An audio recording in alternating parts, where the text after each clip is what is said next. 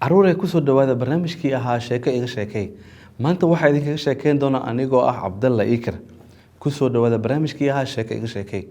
maanta waxaan ka sheekeynaynaa ninkii lagu magacaabi jiray Juxa oo ahaa nin aad u qosol badan sheekooyinkiisa maalin maalmaha kamid ah Juxa iyo hooyadii ayaa guri wada joogay Juxa hooyadii waxa ay ku tiri hooyo maanta waxaan sameynaynaa allabari ee lacagtan hooqaad ee suuqa tag waxaad noo soo iibisaa neef ari ah Juxa lacagtii ayuu qaaday suuqa ayuuna aaday waxa uu soo iibiyay neefkii ariga ahaa ee hooyo ay u dirtay Juxa neefkii waxa uu isku dayay inuu qaado ama uu xambaaro rafaad iyo daal badan kadib Juxa neefkii waa uu soo xambaaray asagoo xambaarsan ayuu guriga soo galay hooyo ayaa aragtay waxay ku tiri Juxa wiilkayga maxaa dhacay ma waxaad garan weyday in neefka ariga ah ee suuqa aad xarig qoorta kaga soo xirto kadibna aad soo jiid aad soo wado markaas Juxa waxa ugu jawaabay hooyo taas maanta maanan garan laakiin marka dambe ee soo socoto xigta ayaan sameyn doonaa sida ay dhahday maalmo kadib Juxa hooyadii waxa ay ku tiri hooyo maanta lacag badan ma haysano ee lacagtan hooqaad ee suuqa tag waxaad noo soo iibisaa digaagad ama dooro Juxa suuqii ayuu tagay waxa uu iibiyay digaagadii kadib waxa uu gaday xarigii ayuu qoorta kaga xiray digaagadii dhulka ayuu ku soo jiiday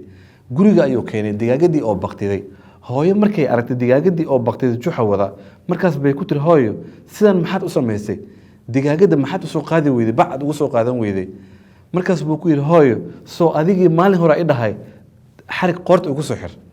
anigana hadalkaaga ayaan fulinayay sidii ayaan sameeyay maalin maalmaha kamid ah Juxa ayaa waxa uu tagay suuqa waxa uu rabay inuu soo iibsado kiish bur ah kiishkii burka ayuu iibsaday Juxa waxa uu dhiibay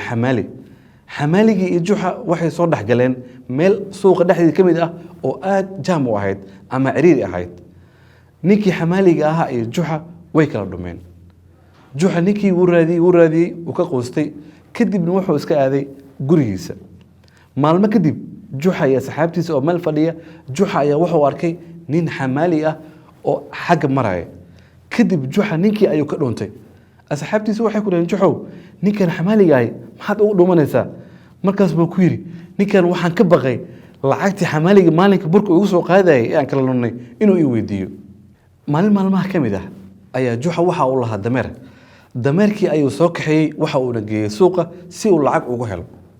dameerkii nin ayaa wuxuu yiri Juxu dameerkan aniga ayaa u baahan ninkii waxa uu sameeyay dameerka seenta ayuu ku qabtay waa uu darbeeyay ninkii haddana wuxuu sameeyay dameerka ilkiisa ayuu fiiriyay gacanta ayuu ka qaniinay ninkii wuu xanaaqay markaas buu ku yiri Juxu dameerkan cid ka garanaysa ma jirto Juxa waxa ugu jawaabay aniga dameerkan uma keenin in laga iibsado ee waxaan u keenay dadka inay arkaan dibku ugu hay dameerkan marka caruuray mar walba wax loogu diro waxa muhiim ah wixii lagu sheegay ama lagu diray inaad maskaxda ku haysato aadna ku darsato aqligaaga ha iska soconin ha noqonin doqon wixii loo diray uu ku dhignaada samee maskaxdaada kaasho wax walba oo aad sameyso haddii aad maskaxda kaashato waxa hubaal ah inaad guuleysanaysid waad mahadsantiin caruuray maanta inta ayaan u agtahay barnaamijkii sheeko iga sheekay السلام عليكم ورحمة الله وبركاته